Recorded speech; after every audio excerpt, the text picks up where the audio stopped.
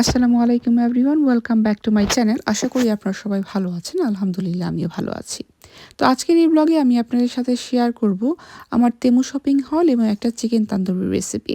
তো প্রথমে শুরু করছি আমার শপিং হল দিয়ে।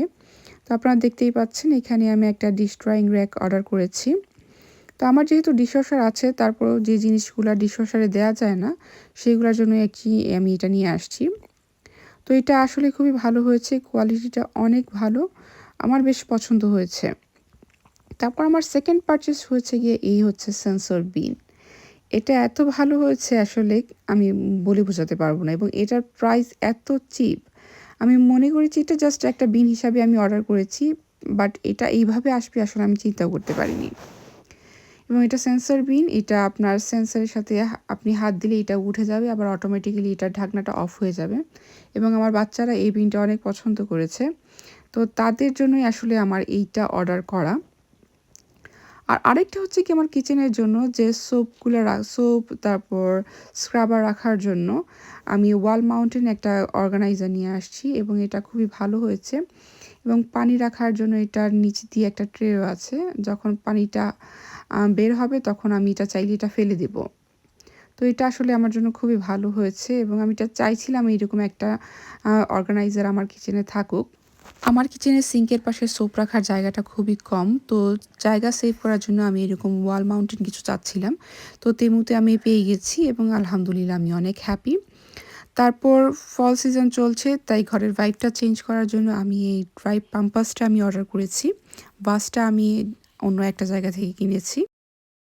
তান্দুরি চিকেনের জন্য আমি মুরগির বুকের মাংসটা নিয়েছি, তারপর ভালো করে ধুয়ে এটা কেটে নিয়েছি যাতে মশলাটা ভালোভাবে ঢুকে। তারপর টিস্যু দিয়ে পানি শুকানোর পরে আমি আবার লবণ এবং একটু লেবুর রস দিয়ে ভালোভাবে মেখে রেখে দিয়েছি, যাতে চিকেনটা একটু সফট হয়ে যায়। আর এইদিকে আমি একটা বাটিতে 2 টেবিল চামচ টক দই একটু বেশি পরিমাণে, তারপর আদা বাটা, রসুন বাটা, তারপর দিয়ে দিব 2 টেবিল চামচ তান্দুরি পেস্ট আর একটু টমেটো কেচাপ। তারপর সব উপকরণ আমি একসাথে মিক্স করে নিয়েছি। ভালোভাবে মিক্স করে নেওয়ার পর চিকেনের উপর আমি সম্পূর্ণ মিক্সচারটা ঢেলে দিলাম।